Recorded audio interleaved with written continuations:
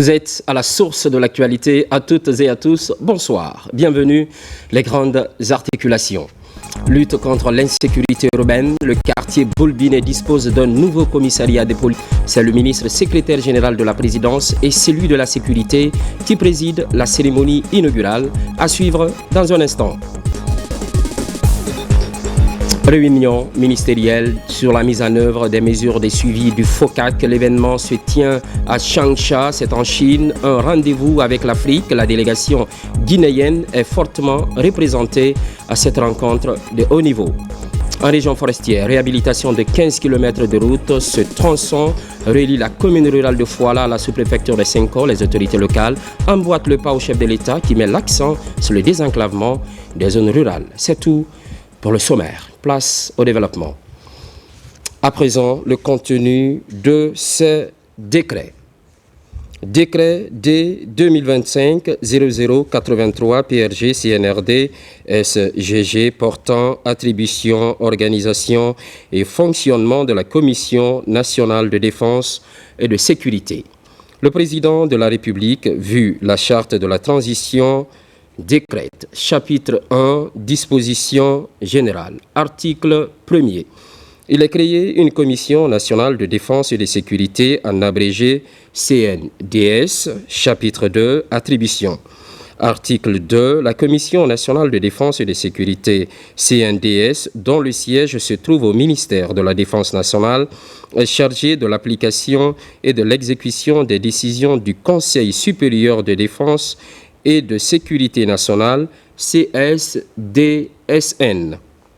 À ce titre, elle assure la programmation, l'animation et la coordination des activités des commissions, notamment la coordination, l'animation et l'orientation des activités des unités militaires et paramilitaires en toute matière relevant de leurs missions respectives, la collecte, de l'analyse, de la synthèse et de l'évaluation des renseignements, l'élaboration des rapports synthèse et des bulletins hebdomadaires, mensuels et trimestriels du Conseil supérieur de défense et de sécurité nationale, la surveillance et la protection des installations et services sensibles de l'État contre toute attaque de sabotage, la recherche, la prévention et la répression des infractions telles que le terrorisme, la fabrication, la détention, le commerce, la distribution, l'usage illicite d'armes et munitions, le trafic de drogue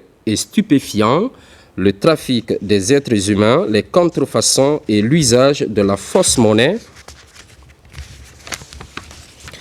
Veille à la qualité, à la diversité et au développement des moyens logistiques de défense et sécurité à mettre en œuvre en vue de rendre plus efficace l'intervention des forces militaires et paramilitaires, fixe les conditions et détermine les formes et les méthodes d'action rapide en vue d'apporter à tout moment l'aide et l'assistance nécessaires aux citoyens et collectivités territoriales menacées ou victimes d'agressions de tout genre, assure la mise en œuvre d'une politique nationale de prévention de toutes les atteintes à l'ordre public et de toutes les actions subversives ou menaces intérieures susceptibles de provoquer ou d'entretenir le désordre sur le territoire national, impulse, contrôle et coordonne les commissions régionales, préfectorales, sous-préfectorales et spéciales de défense et de sécurité, supervise l'exécution par les autorités administratives compétentes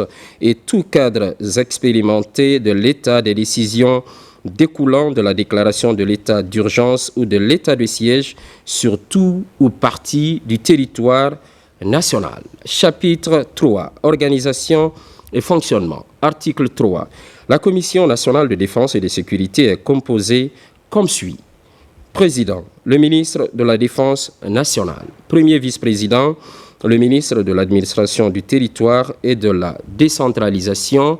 Deuxième vice-président, le ministre de la Sécurité et de la Protection civile. Membre, le chef d'état-major général des armées, le haut commandant de la gendarmerie nationale et directeur de la justice militaire. l'inspecteur général des forces armées, les chefs d'état-major des armées de terre, air et mer, les procureurs généraux près les cours d'appel, le directeur général des douanes, le directeur général de la police nationale, le directeur général de la protection civile, le directeur général du corps des conservateurs de la nature, le directeur de la sécurité d'État. En cas de nécessité, la Commission nationale de défense et de sécurité peut solliciter l'appui technique de toute personne ressource, civile ou militaire. Article 4. La Commission se réunit une fois par mois par session ordinaire. En cas de nécessité, elle peut se réunir en session extraordinaire. Article 5. La session extraordinaire peut être convoquée à la demande du président de la Commission, à la demande motivée d'au moins un tiers des membres de la Commission. Article 6. Toute convocation de session d'une commission est faite par son président. Elle indique l'ordre du jour et la date. Article 7. La Commission nationale de défense et de sécurité est organisée comme suit. La Commission régionale de défense et de sécurité, la Commission préfectorale de défense et de sécurité, la Commission sous-préfectorale de défense et de sécurité, la Commission spéciale de défense et de sécurité de la ville de Conakry. Chapitre 4. Dispositions particulières et finales. Article 8. En matière de défense opérationnelle du territoire, DOT, le chef d'état-major général des armées, assure le commandement opérationnel des forces engagées. En matière de sécurité intérieure, le haut commandant de la gendarmerie nationale et directeur de la justice militaire assure le commandement opérationnel des forces engagées. Article 9. Un arrêté du ministre de l'Administration du territoire et de la décentralisation définit les missions, attributions, organisation et fonctionnement de ces commissions. Article 10. Les dépenses de fonctionnement de la Commission nationale de défense et de sécurité sont prises en charge par le budget du ministère de l'Administration du territoire et de la décentralisation.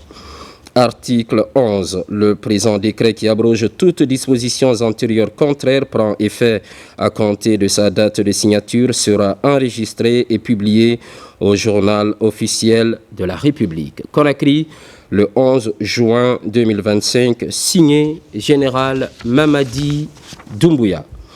Cet autre décret D 2025-0084 PRG CNRD SGG portant création, attribution, organisation et fonctionnement du Conseil supérieur de défense et de sécurité nationale. Le président de la République, vu la charte de la transition, décrète. Chapitre 1er, dispositions générales. Article 1er.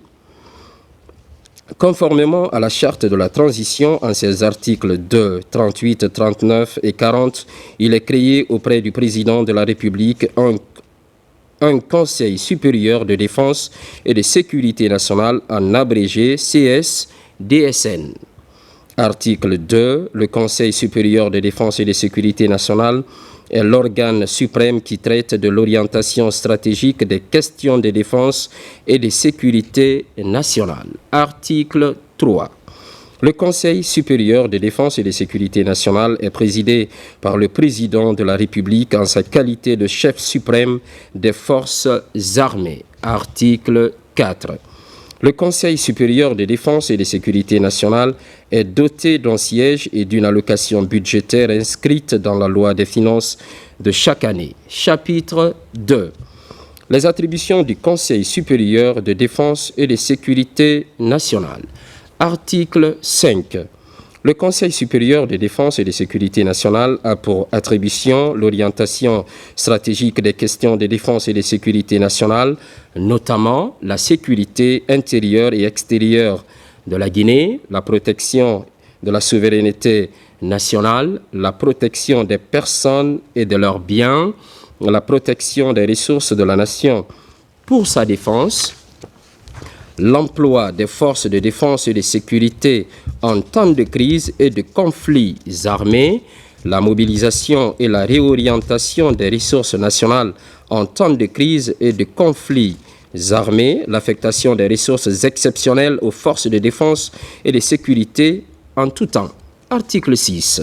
Le Conseil supérieur de défense et de sécurité nationale prend en tout temps les mesures qu'il juge nécessaires à la défense de l'intégrité du territoire et au maintien ou au rétablissement de l'ordre public en cas d'atteinte à l'intégrité territoriale ou à l'indépendance nationale, de péril imminent suite à un trouble grave à l'ordre public, de catastrophes présentant par leur gravité un caractère de calamité publique. Chapitre 3 de l'organisation du Conseil supérieur de défense et de sécurité nationale. Article 7. Le Conseil supérieur de défense et de sécurité nationale est structuré en 3 organes ainsi qu'il suit. Une instance suprême, un secrétariat général permanent et des commissions. Section 1 de l'instance suprême du Conseil supérieur de défense et de sécurité nationale. Article 8. L'instance suprême du Conseil supérieur de défense et de sécurité nationale est composée comme suit: président, le président de la République, premier vice-président, le premier ministre, deuxième vice-président, le ministre de la Défense nationale, membres, le ministre directeur des cabinets de la présidence de la République, le ministre de la Sécurité et de la Protection civile, le ministre de l'Administration du territoire et de la décentralisation, le ministre des Affaires étrangères, le ministre de la Justice et des droits de l'homme, le ministre de l'Économie et des Finances, le ministre du Budget, le chef d'état-major général des armées, le haut commandant de la gendarmerie nationale et directeur de la justice militaire. Section 2 du secrétariat général permanent du Conseil supérieur de défense et de sécurité nationale, CSDSN, article 9.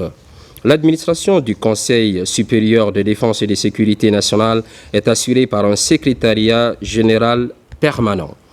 Le secrétariat général permanent est composé comme suit: un secrétaire général permanent, un secrétaire général adjoint permanent, des sections techniques, une section de défense militaire, une section défense civile, une section défense économique, une section défense diplomatique, des services techniques. Article 10.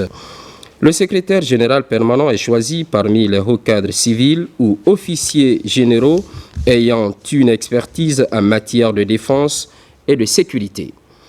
Le secrétaire général permanent est le rapporteur du conseil auquel il assiste.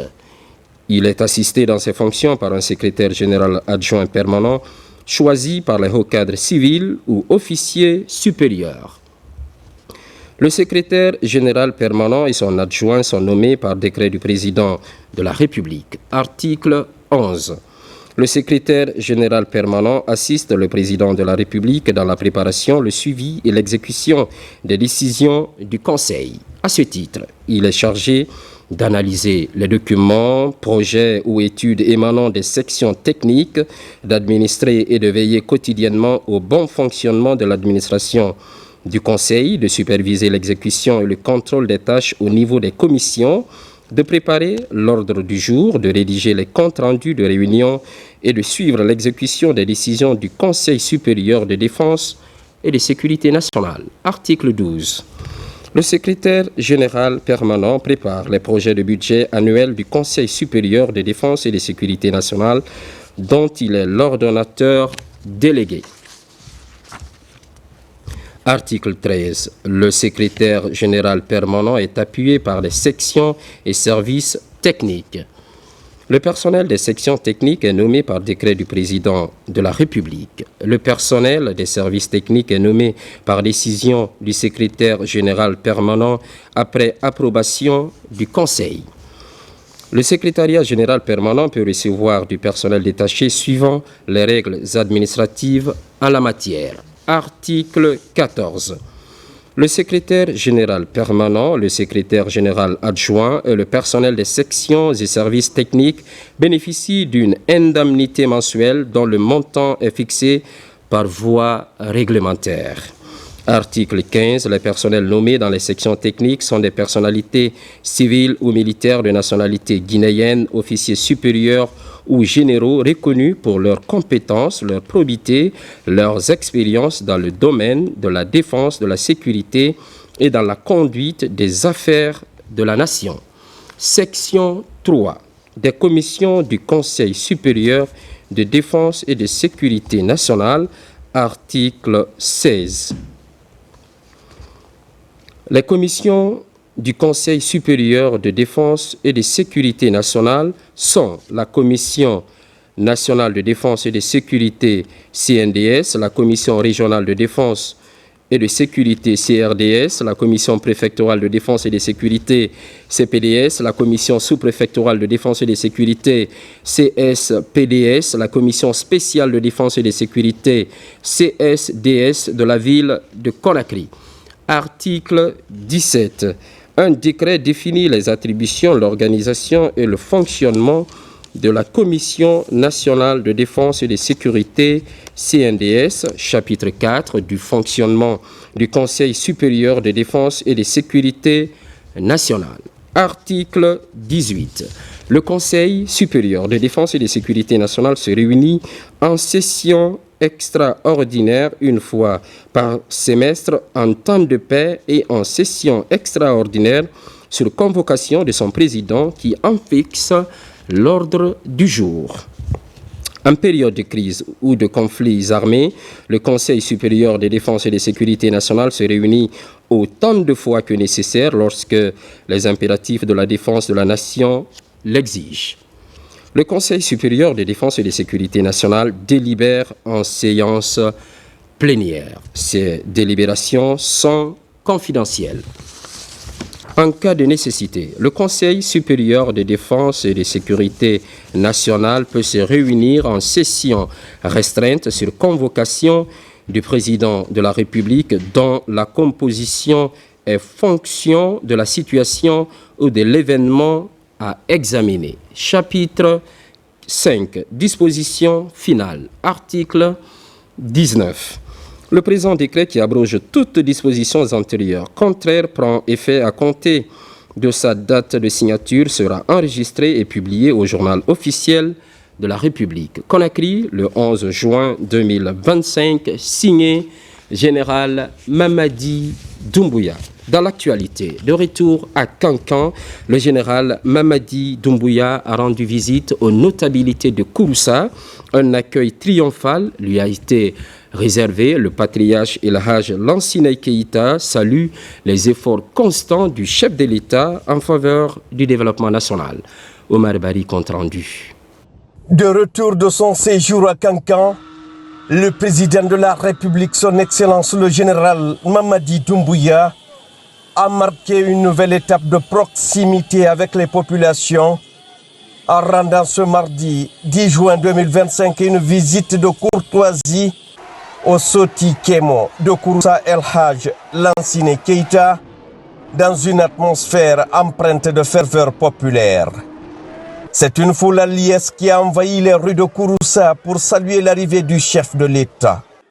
Autorités locales, leaders religieux, notabilités, jeunes et femmes, tous sont mobilisés pour exprimer leur reconnaissance et renouveler leur soutien indéfectible à l'homme d'État, son Excellence, le général Mamadi Doumbouya, qui incarne aujourd'hui une nouvelle dynamique de gouvernance en République de Guinée.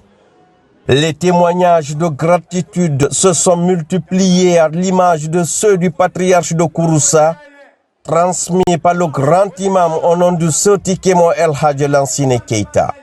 Ce dernier a salué les efforts constants du chef de l'État en faveur du développement local, notamment l'amélioration des infrastructures et la promotion de la paix. Il a également souligné l'importance du renforcement du tissu social, condition essentielle pour un développement durable et inclusif du pays.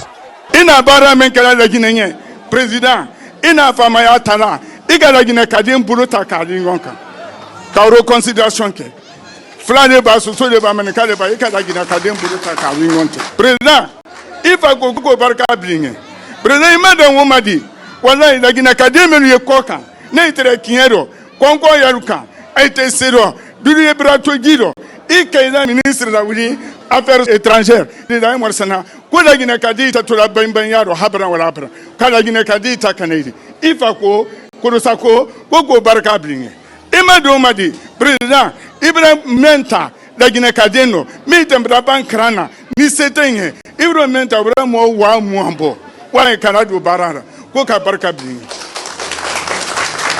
président ko ka finye kan flate kurosa sous-préfecture tanani ko la kabla woraka ko la kurosa so woraka kan flate kurosa kan kene pe men kurosa journal Mamadi Doumbouya. Cette visite a également été marquée par l'intervention du ministre des Affaires étrangères, de l'intégration africaine et des Guinéens établis à l'étranger, Dr Maurice Sanda Kouyaté, fils de Kouroussa.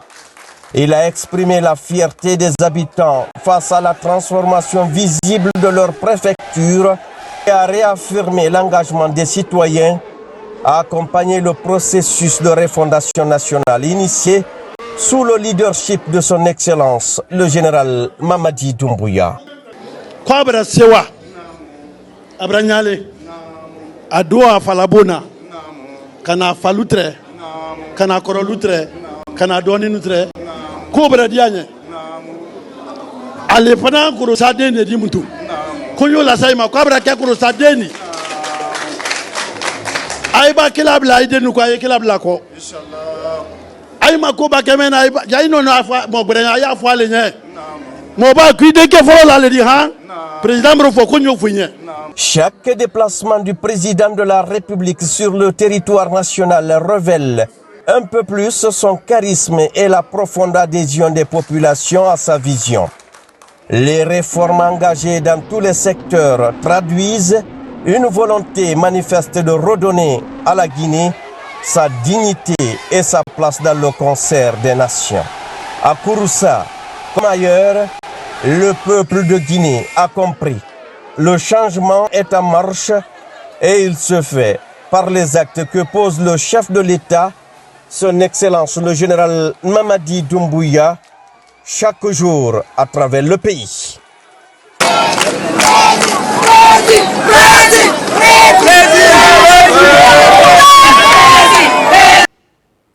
À Farana, une série d'activités religieuses, toutes présidées par Dr Dansa Kourouman.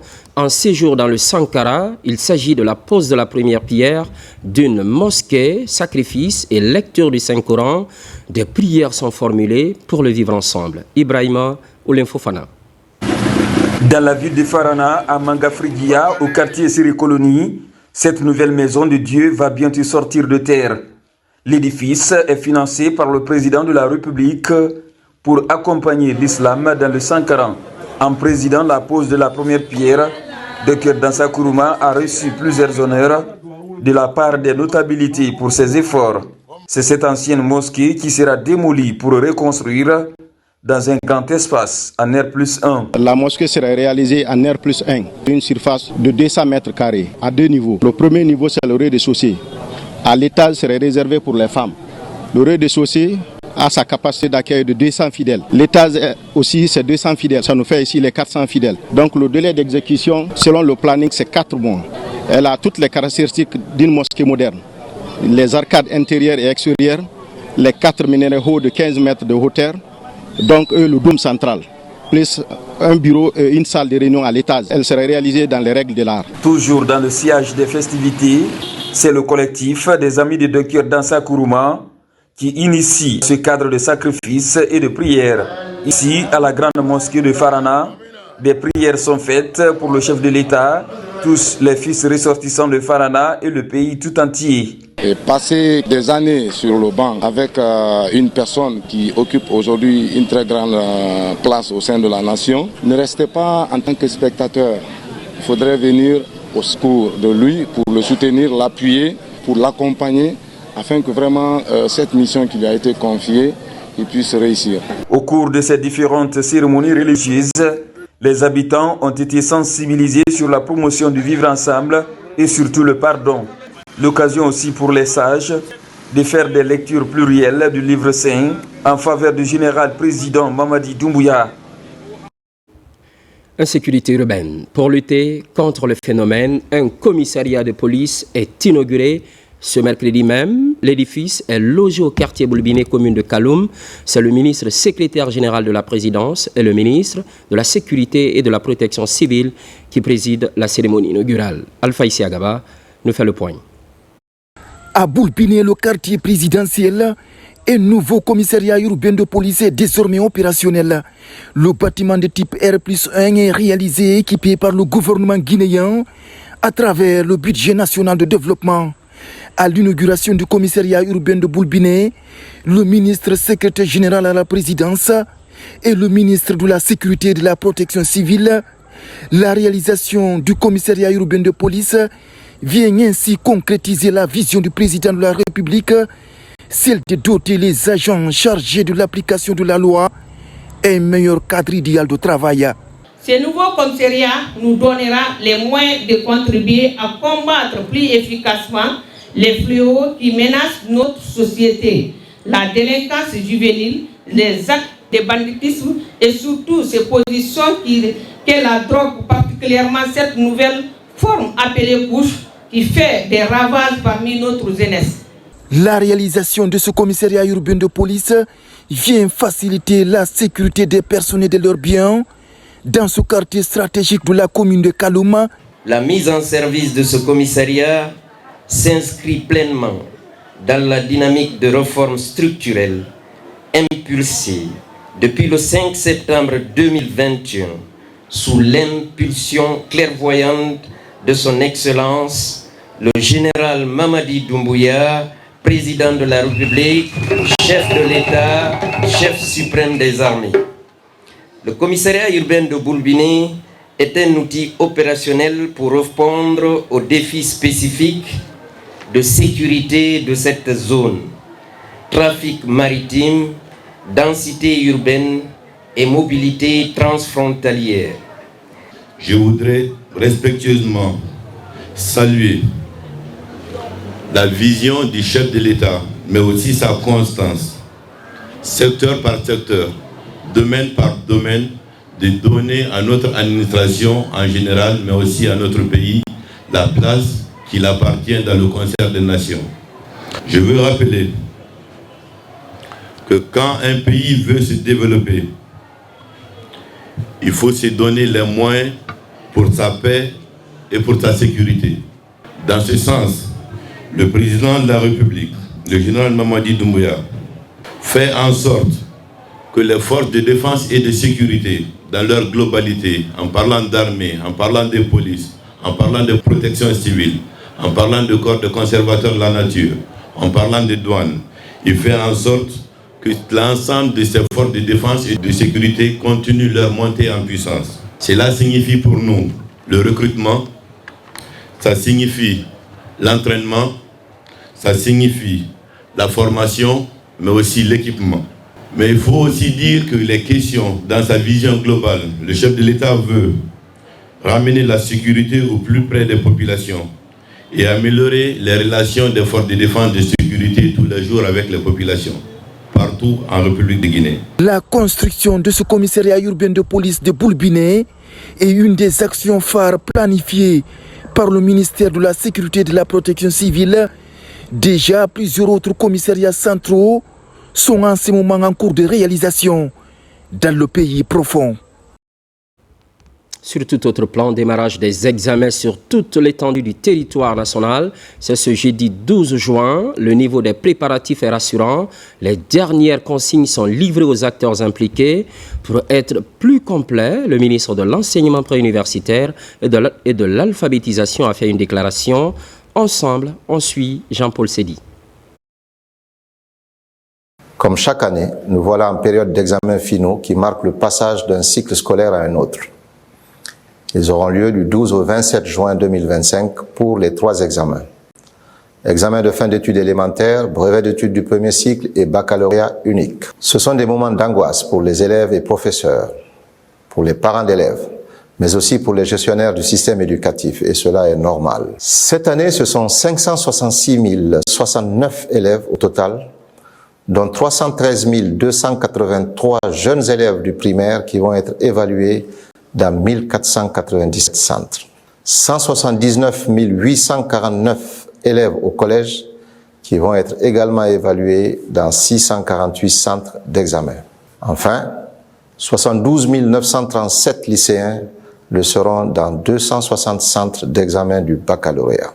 Plus de 45 000 enseignants seront impliqués dans tout le processus des évaluations. Chacun de ces examens sera, comme prévu par les textes réglementaires, conduit par les structures qui en ont les prérogatives et la responsabilité. Les directions nationales de cycle, le corps des inspecteurs disciplinaires, la direction générale des examens et concours scolaires, les inspections régionales de l'éducation, les directions préfectorales et communales de l'éducation. Vous jeunes, à travers l'éducation et la culture, la santé et le bien-être, est la préoccupation majeure du gouvernement et du président de la République à travers les 5 piliers du programme Simandou. Ne l'oubliez pas, la jeunesse est au cœur de la vision du président de la République. Vous devez vous impliquer en refusant la fraude, l'insubordination, le laxisme, la fainéantise. Je vous souhaite d'excellents résultats par votre travail, à toutes et à tous. Je redis toute ma reconnaissance et ma profonde gratitude au président de la République, le général Mamadi Doumbouya, à son Premier ministre, chef du gouvernement, Amadou Riba, pour l'accompagnement constant qu'ils apportent au système éducatif et à moi-même. Vive l'école guinéenne, vive la Guinée.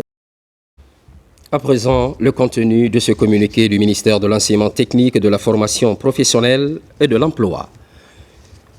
Communiqué, report du début des examens de sortie, session 2025. Le ministère de l'Enseignement technique, de la formation professionnelle et de l'emploi informe tous les candidats, les chefs d'établissements publics et privés, ainsi que les encadreurs pédagogiques que le lancement des examens de sortie initialement prévu pour le 11 juin 2025 est désormais reprogrammé au mardi 17 juin 2025 et ce sur l'ensemble du territoire national. Cette décision de report a pour objectif de garantir une organisation inclusive, équitable et transparente des examens tout en permettant aux établissements privés de mieux se préparer. Le ministère tient à rassurer toutes les parties prenantes que toutes les mesures logistiques, techniques et pédagogiques nécessaires seront mises en place pour assurer le bon déroulement des épreuves à la nouvelle date fixée. Conakry, le 10 juin 2025, la ministre Aminata Kaba. Et puis, cet autre communiqué de la Commission électorale de l'Association des magistrats de Guinée, AMG. Communiqué numéro 4, CAB PCE AMG 2025, la Commission électorale de l'Association des magistrats de Guinée informe l'ensemble des magistrats de la tenue de son Assemblée générale élective ce jeudi 12 juin 2025 dans la salle des audiences du 28 septembre située dans l'enceinte de la Cour d'appel de Conakry.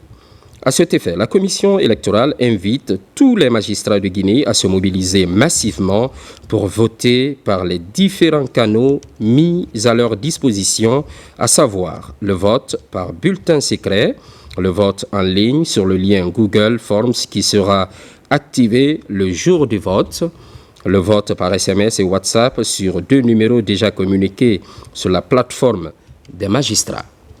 La commission électorale s'est comptée sur l'esprit civique de tous les magistrats pour conférer à l'événement un éclat particulier. Conakry, le 11 juin 2025, le président de la commission, Mamadou Saliou Diallo.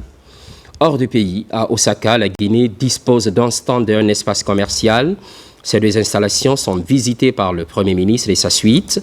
On note également la présence du vice-ministre japonais des Affaires étrangères. Les produits faits maison sont passés en revue, une opportunité offerte à chaque pays d'affirmer son identité socio-économique et culturelle. Karim Kamara, Kabasouma, envoyé spécial.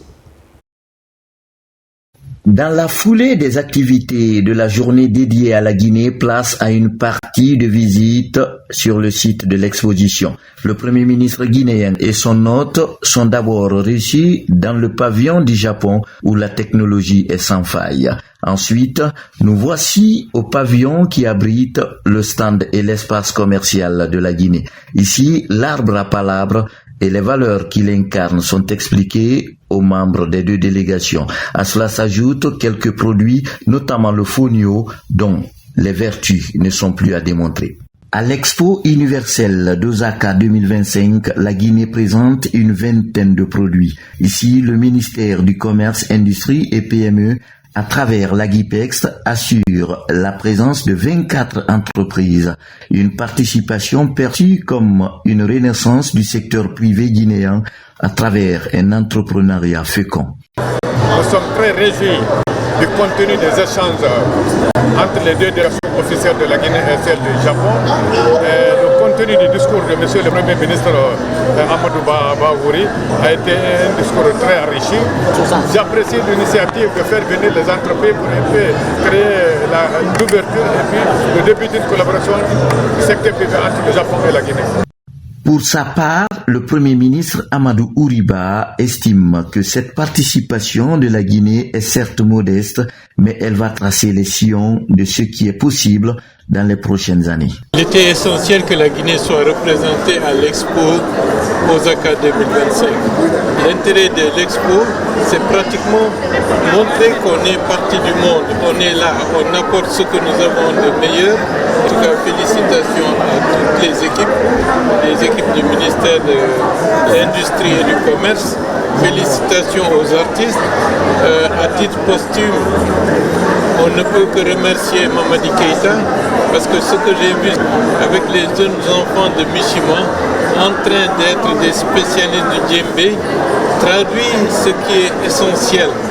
L'essentiel, c'est de rapprocher des hommes et des femmes, de rapprocher des cultures pour que les uns et les autres se découvrent, parce que c'est ça qui va briser les pesanteurs, briser toutes les méconnaissances, l'ignorance, et c'est à partir de là que, comme dit l'autre, on va vers la civilisation peut-être demain de l'universel. D'ores et déjà, l'Agipex envisage d'organiser une série de rencontres de B2B notamment entre ces entrepreneurs et leurs homologues du Japon dans le cadre d'un échange d'expériences et de partenariats. À l'international toujours, réunion ministérielle sur la mise en œuvre des mesures de suivi du FOCAC. L'événement se tient à Changsha, c'est en Chine, un rendez-vous sino-africain. La Guinée est représentée par une forte délégation. Elle est chapeautée par le ministre du Plan et de la Coopération internationale, Tabansilla, depuis l'Empire du Milieu. Changsha, capitale de la province chinoise de Hunan. Dans cette région qui a vu naître Mao Tse-tung, se tient la réunion ministérielle des coordinateurs sur la mise en œuvre des mesures de suivi du FOCAC, Forum Chine-Afrique pour la coopération, tenu à Pékin en septembre 2024.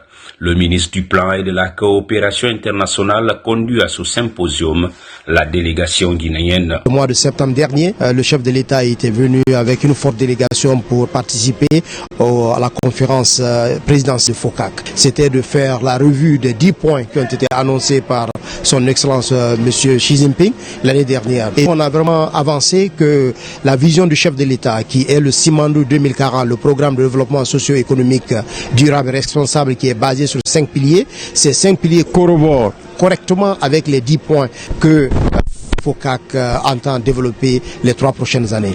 Tous les ministres qui sont venus ont partagé leurs préoccupations, mais aussi ils ont insisté de la concrétisation de tous les 10 points qui ont été annoncés par le président chinois l'année dernière. En marge de la journée de la réunion de coordination des ministres, Ismaël Nabé et sa suite ont bénéficié d'une fructueuse rencontre avec le vice-ministre chinois du commerce et de la coopération.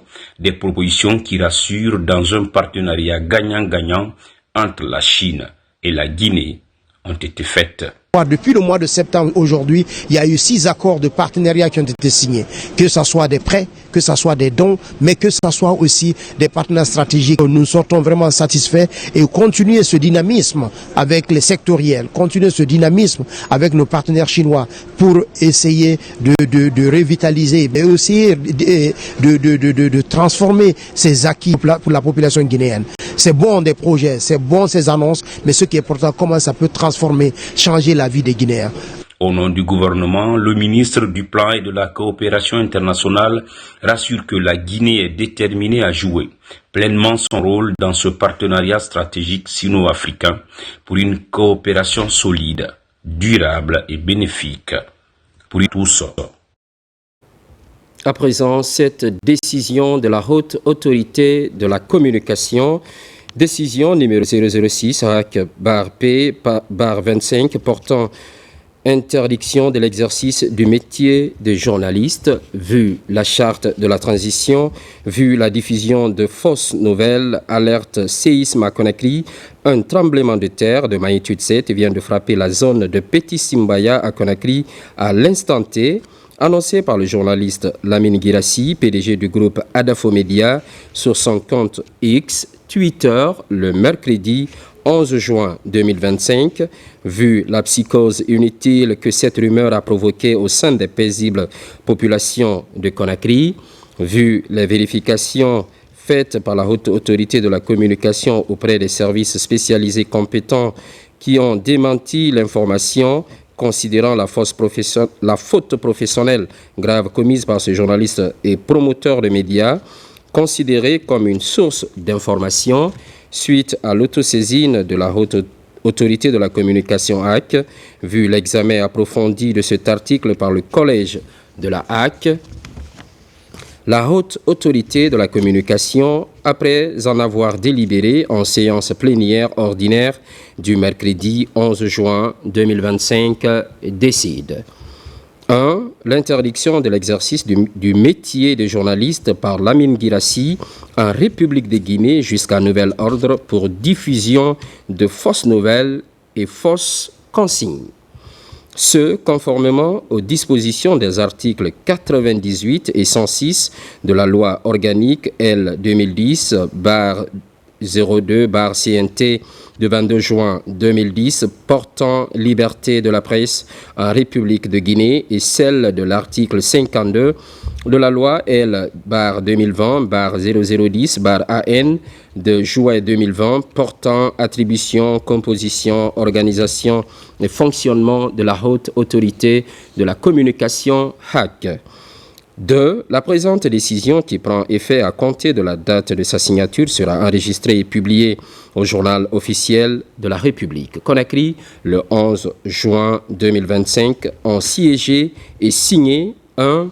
Boubacar Yassine Diallo, président. 2. Fodé Bouyafofana. 3. Djelimori Djoubate. 4. Ahmed Kami Kamara. 5. Mariama Donzo. 6. Amadou Touré. 7. Mariama Naïté. C'est officiel. Les opérations d'enrôlement au titre du programme national de recensement administratif à vocation d'état civil sont lancées aux États-Unis. À Washington, c'est l'ambassadrice qui procède au démarrage. Le processus va toucher l'ensemble de la communauté guinéenne établie aux États-Unis. Les kits sont en train d'être acheminés dans plusieurs autres États. Confirmation dans cet extrait. C'est avec une légitime fierté que je viens de me faire recenser. Je profite de cette occasion pour lancer un appel solennel à l'ensemble de la communauté guinéenne établis aux États-Unis d'Amérique. Le recensement biométrique est un acte citoyen. Et ce recensement aujourd'hui nous permettra d'avoir une identité numérique et sécurisée et me permettra aussi d'avoir accès aux services sociaux de base. Le recensement est au cœur de la politique de refondation du général Mamadi Doumbouya pour faire de notre administration une administration performante où la gouvernance est de mise. Je lance un appel à tous nos compatriotes. Les kits sont arrivés, le processus est lancé et il y aura des kits dans l'ensemble qui ont été identifiés. C'est un acte citoyen. Venez vous faire recenser pour vous faire identifier sur toute l'étendue du territoire national et à l'extérieur de la Guinée. Aux Émirats arabes unis, ces choses faites également, le recensement des compatriotes a débuté, une opération permettant leur reconnaissance officielle par l'État guinéen. La mobilisation est remarquable malgré quelques difficultés signalées. Cheikh Sanoussi Sanko. L'opération de recensement des Guinéens âgés de 10 ans et plus a suscité une forte mobilisation de l'ambassade de Guinée à Abu Dhabi. Ici, les ressortissants guinéens, animés par un profond sens du devoir citoyen, se sont déplacés en nombre pour se faire enregistrer et affirmer leur appartenance nationale. Pour beaucoup d'entre eux, accomplir ce geste est une fierté, malgré les difficultés rencontrées, notamment l'absence de documents administratifs tels que l'extrait de naissance ou le passeport. Nous remercions le gouvernement pour cette belle initiative. Mais il y a des problèmes, il faut le reconnaître. Si l'État ne met pas en place des mesures correctives, beaucoup ne pourront pas se faire recenser.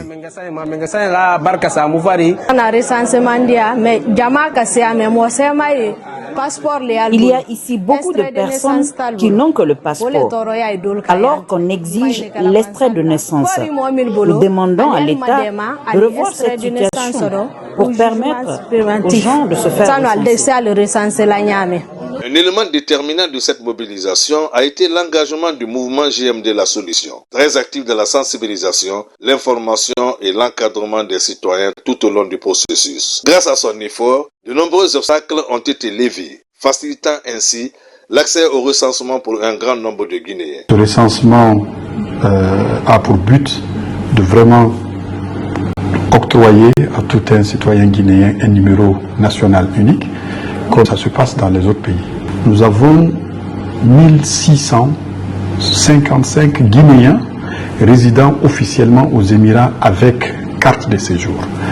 Ce qui veut dire que ces Guinéens doivent être recensés. L'exemple d'Abu Dhabi, porté par les initiatives citoyennes comme GMD La Solution, témoigne de la force de la mobilisation guinéenne à l'étranger. Retour au pays, grande mobilisation à Tankelin dans Cancan pour un recensement réussi. En première ligne, le patron de la diplomatie guinéenne, Dr Maurice Anda, incite les populations à se faire enrôler avant la fin des opérations, une démarche pilotée par les ressortissants de la localité. Djamokaba. Au centre du district de Tankelin, commune rurale de Karifa Moria dans Cancan, la diversité culturelle du pays au rendez-vous pour une cause nationale. La sensibilisation porte sur le recensement administratif à vocation d'état civil. Dans ce petit village, l'adhésion est totale pour atteindre les enjeux prioritaires du processus d'enrôlement biométrique qui consiste à accroître la visibilité de tous les domaines. Chaque voix compte. Et pour participer aux activités, à la vie politique et économique de notre pays, il faut se faire recenser. Toutes les décisions stratégiques de l'État sont prises en fonction de la population et il faut que le recensement soit effectif. Nous avons sillonné plus de 10 villages ici, commençant Tinkelin, Lefrani, Sorongoni, plus de 10 villages environnants. Donc on a sillonné en moto afin de lancer une campagne de sensibilisation afin que tout le monde soit recensé. Et parce que sans le recensement, rien ne peut se faire. Sur place, le ministre des Affaires étrangères pour expliquer les avantages du recensement de la population. L'appel du chef de la diplomatie guinéenne sollicite une mobilisation sociale pour la réussite du programme national de recensement administratif à vocation d'état civil et une priorité phare de la transition. Nous voyons ici que les gens sont totalement engagés pour se faire recenser. C'est une bonne chose, mais il faut continuer à le faire. Nous allons revenir très bientôt après le recensement pour le référendum, comme le chef de l'État l'a dit. Et donc nous serons avec eux toute cette année. L'initiative citoyenne des fils résidents et ressortissants de Tenkelin incite déjà d'autres localités pour un engagement collectif. Les avantages sont surtout liés à la connaissance effective des populations des localités dans le cadre de la décentralisation. Il s'agit d'ajuster l'action publique aux besoins des populations. Dans la même préfecture, le Grand Marché reçoit les sensibilisateurs et ils insistent sur l'importance du PNRAVEC pour le décollage économique de la Guinée. Par ailleurs, des matériels de construction sont offerts à 2 mosquées. Bakary Bambakonde. Au cœur de ce carnaval du mouvement alternatif démocratique MAD dans la préfecture de Kankan, le recensement national. Après avoir défilé sur les artères principales de la ville, les membres du mouvement se sont rendus au Grand Marché pour faire entendre leur voix et souligner l'importance du recensement national pour le développement du pays. La plupart des gens admettent qu'ils se sont déjà recensés et là on continue à les mobiliser aussi, d'aller sensibiliser les autres qui n'ont pas encore fait. Et d'ailleurs, on a mis l'accent sur les enfants à partir de 10 ans, que ces enfants-là aussi doivent tous se recenser. Ici, les bénévoles du MAD ont expliqué aux femmes l'importance du recensement et de leur participation à ce processus qui pourrait influencer les décisions qui les concernent directement. Ils ont recensé les gens, on a aimé. Plusieurs personnes se sont faites recenser. Moi-même, je suis recensée pour montrer que je suis guinéenne. Si tu n'es pas recensé, tu ne seras pas reconnu en tant que guinéen.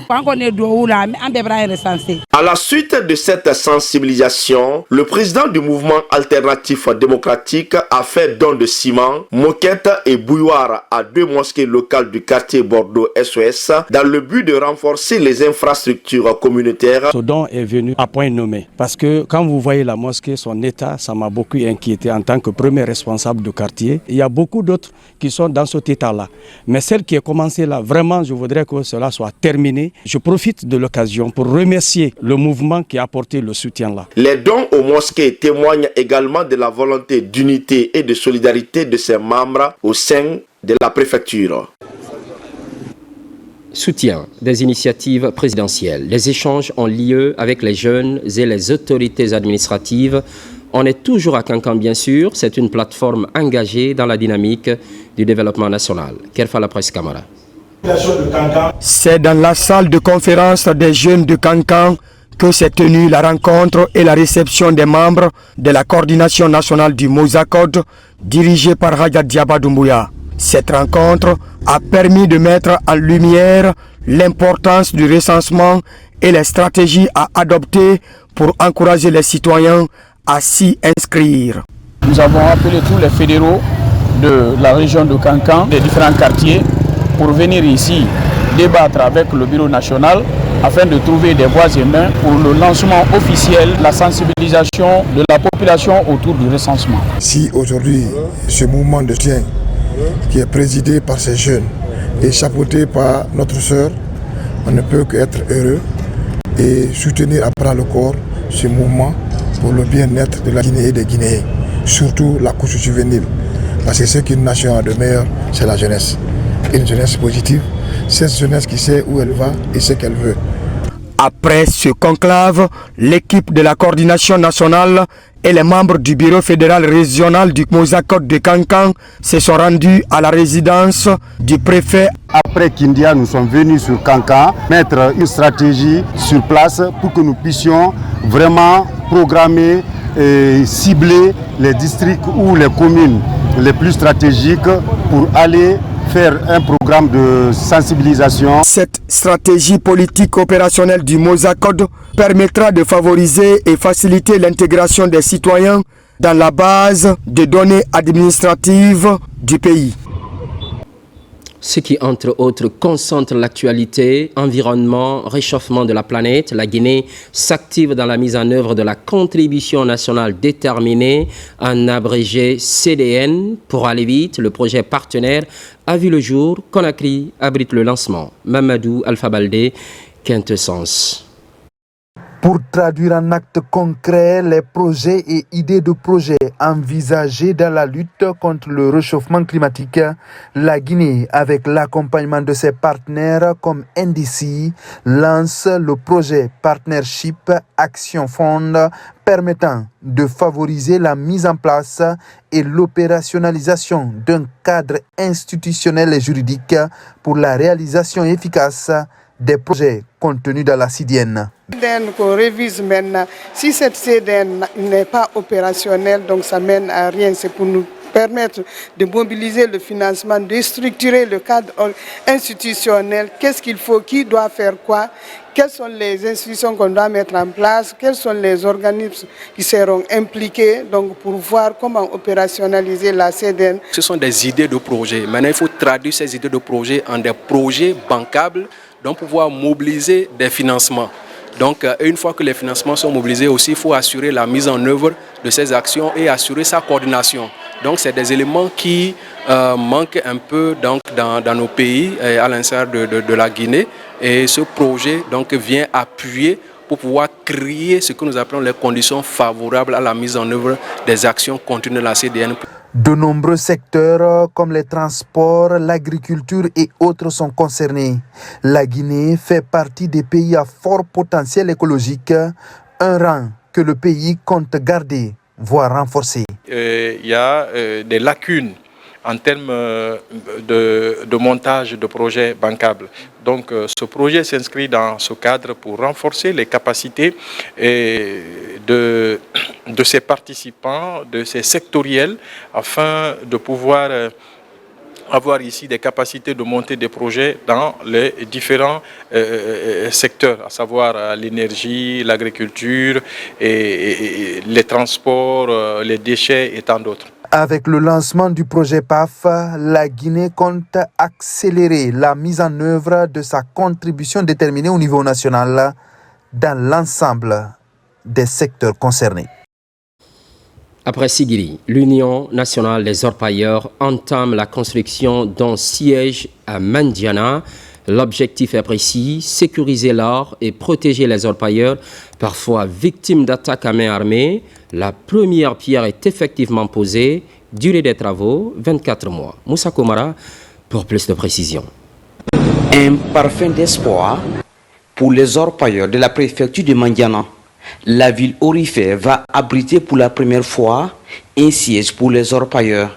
Les travaux de construction de ce futur centre d'affaires sont lancés sur ce périmètre de 600 mètres carrés. Il servira de cadre de concertation pour les orpailleurs, souvent victimes de braquages ou d'attaques à main armée. Et ce siège-là va être un lieu de rassemblement, de concertation et de consultation entre les membres des orpailleurs qui sont à Mandiana ici actuellement. Et je profite aussi de l'occasion pour lancer un appel à tous les acteurs qui sont dans le métal jaune de se faire recenser. Ce futur centre d'affaires et de promotion de l'or sera construit par l'Union nationale des orpailleurs de Guinée.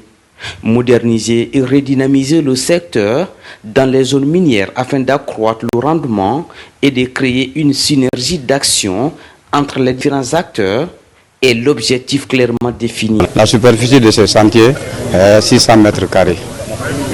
Le bâtiment est 14 mètres sur 9 mètres. Mon engagement est de construire ce bâtiment dans les règles de l'art. Puis qu'à la Guinée, surtout Mandiana, Nous remercions Elhadji Tidiane Koïta pour ce geste qui est une première dans notre pays. Désormais, nous pouvons nous retrouver dans un même endroit et discuter des problèmes qui assaillent le secteur de l'orpaillage. Ce siège, qui sera équipé de caméras de surveillance, va abriter des fonderies. Dans d'autres villes comme Sigiri, le projet a déjà pris son envol. depuis 2024. Désenclavement des zones rurales, Beila est l'un des exemples concrets. 15 km de routes sont à réhabiliter. Vous allez le voir, ce tronçon relie la commune rurale de Fouala à la sous-préfecture de Senghor. Déjà, les machines résonnent sur le chantier. Les autorités locales emboîtent le pas au chef de l'État qui essaie à tout prix de satisfaire les populations rurales. Mohamed Saloupaï, correspondance. Ces travaux de réhabilitation de la route Fouala-Senghor, longue de 15 km, constituent la préoccupation majeure des populations de ces localités. Zone de grande production agro-pastorale par excellence, l'ouverture de cette voie d'accès va améliorer substantiellement les conditions de vie des populations en diminuant le calvaire des usagers dans l'écoulement des produits vers le centre de négoce de Senghor. Tout Fouala est en joie aujourd'hui, parce qu'à peu près ça fait 25 à 30 ans que la machine n'avait pas de pied à Fouala ici pour un dégagement de telle taille. Tout le monde sait que Fouala, c'est de céder d'abord soi-même avant que quelqu'un d'autre n'a qu'à t'aider. Ce financement est venu de nos ressortissants qui sont dans les différents coins du monde. En tant que représentant de la population, je tends ma main à tous les chefs, au gouvernement guinéen. Cette initiative des autorités communales de Fouala est applaudie par les populations bénéficiaires. Des populations qui voient déjà leurs rêves devenir réalité. On remercie aussi le président de la République d'avoir donné une délégation spéciale qui est le maire. Et vraiment aussi, on remercie les ressortissants de Fouala. Ce sont eux qui ont organisé et qui ont financé parce que les pèlerins arrivent. Alors pour que les pèlerins arrivent à traverser mieux Senghor pour Fouala. Nous sommes très très contents pour vraiment la route entre Senghor et Fouala. Vraiment, je suis très très content. Ce projet de désenclavement s'inscrit dans une dynamique de développement local durable enclenchée par les autorités locales de Fouala. Il vient appuyer la volonté politique du chef de l'État visant à améliorer les conditions de vie des populations rurales et de stimuler l'économie locale. Développement communautaire, on en parle encore. Assistance en faveur des populations de Fria, c'est à l'actif de Russal Frigia. Cette compagnie minière vient d'offrir 2 forages. Fini le calvaire lié à l'eau potable, un soulagement pour la population des quartiers bénéficiaires. Younous Atawel Kamara. Chants et danse des femmes du quartier Aviation 2 dans la commune urbaine de Fria. Elles viennent de bénéficier d'un forage offert par Russal Frigia. Dans un passé récent, les populations de cette localité parcouraient de longues distances pour se procurer de l'eau potable. Désormais, avec ce don, les citoyens se frottent les mains. Je veux espérer que le forage qu'on va vous donner aujourd'hui va améliorer un peu les conditions de vie dans ce quartier. Donc, nous essayons de faire de notre mieux pour assister et pour aider cette ville. Avant, on était obligé de se rendre dans les autres quartiers à la recherche de l'eau, dans les bidons ou dans les eaux.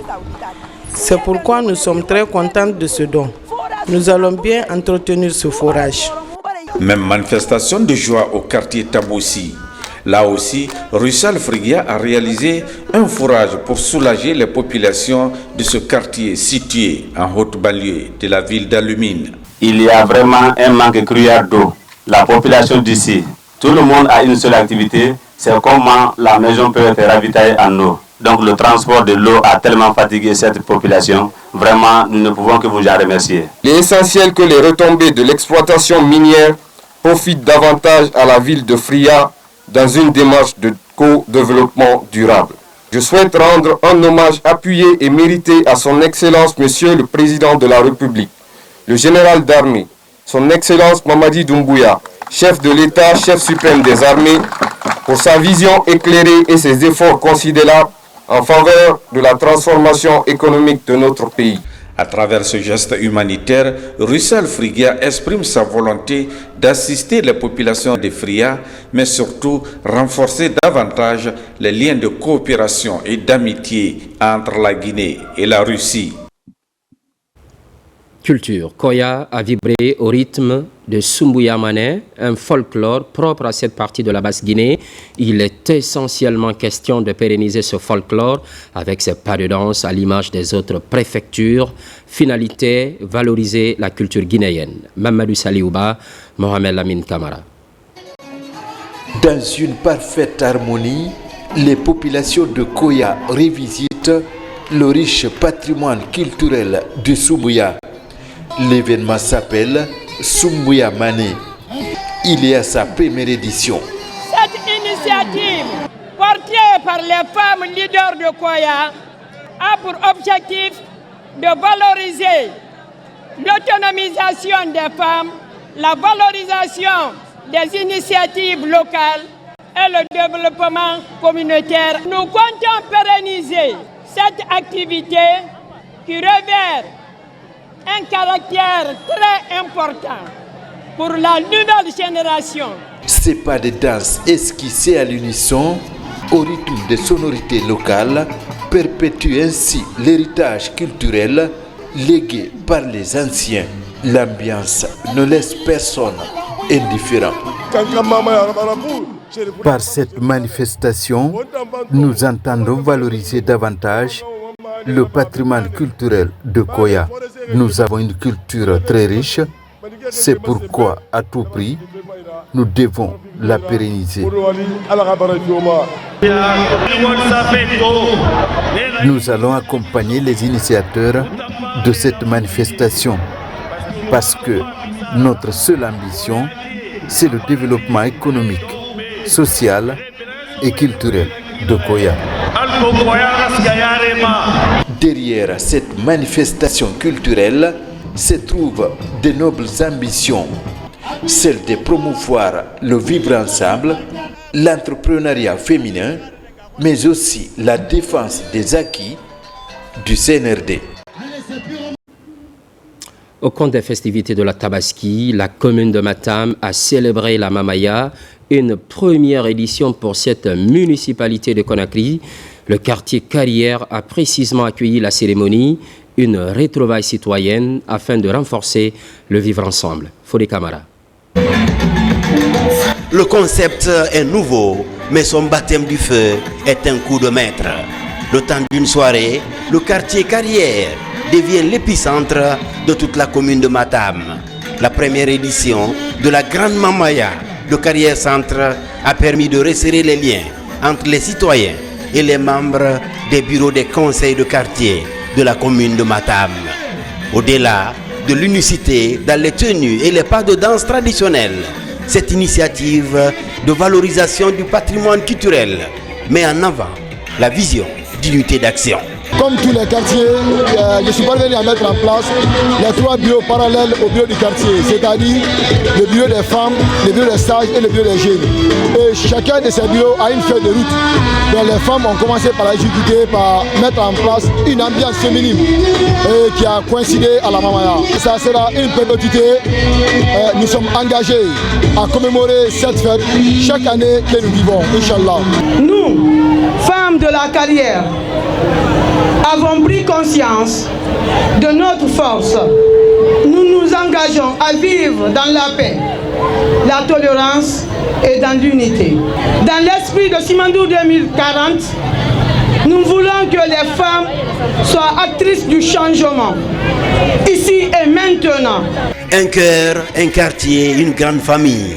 Ce slogan vient fédérer les couches socio-professionnelles de la commune de Matam, derrière l'idéal de bâtir ensemble une politique globale de développement territorial. Un paquet global qui met la tradition au premier plan. Vibrer à Conakry au rythme de Kankan, c'est ce que Carrière Centre a fait ce soir au nom de la commune de Matam. Nous voulons par ça démontrer qu'on peut fêter partout en Guinée en même temps que Kankan pour célébrer, n'est-ce pas, cette danse qu'on veut désormais inscrire dans le patrimoine mondial de l'UNESCO. Quand les enfants du même coin se réunissent autour d'un idéal commun pour fêter un événement de ce genre, vraiment, ça nous réjouit le cœur.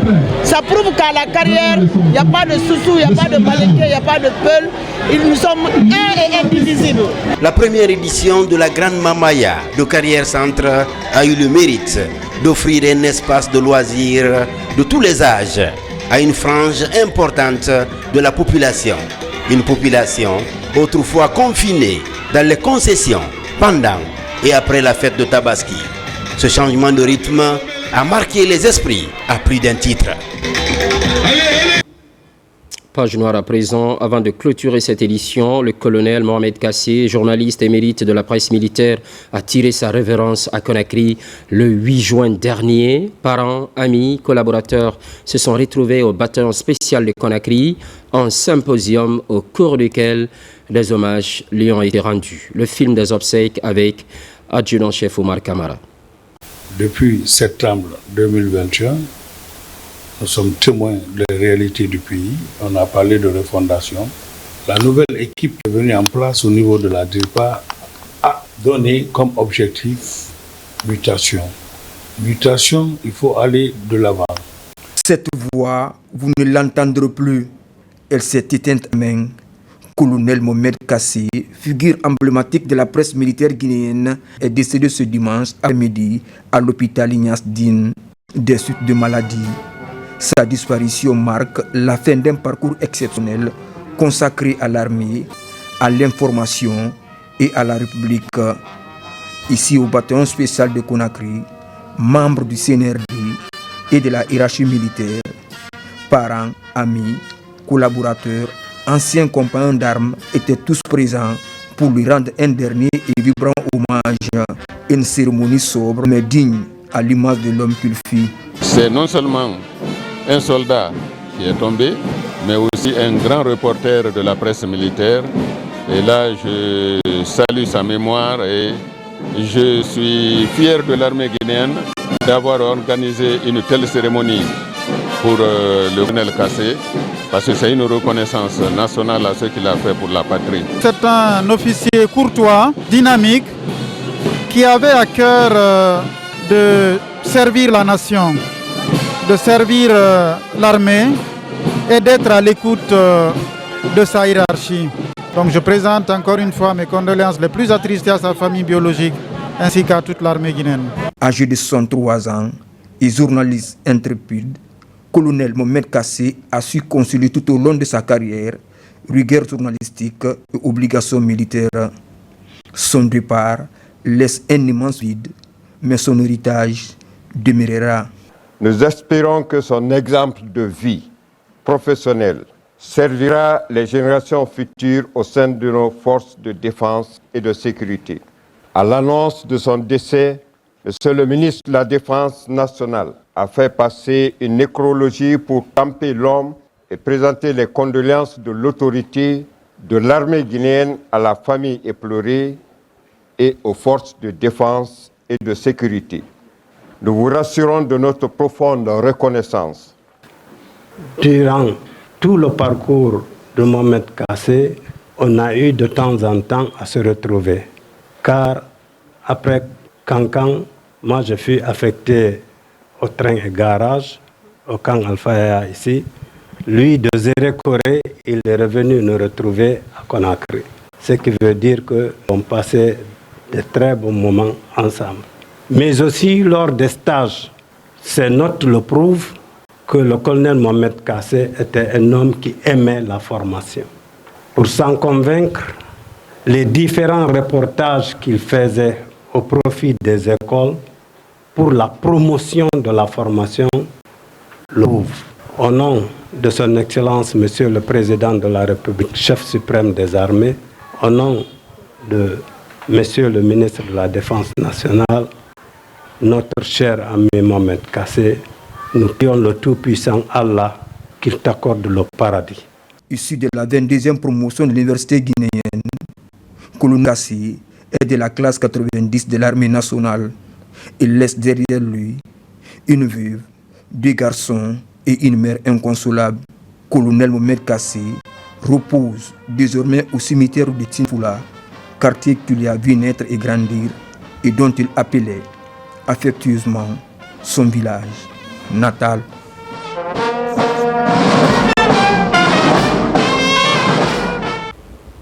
Les programmes se poursuivent, l'actualité évolue en Guinée, notre paradis, terre de richesse et d'innovation.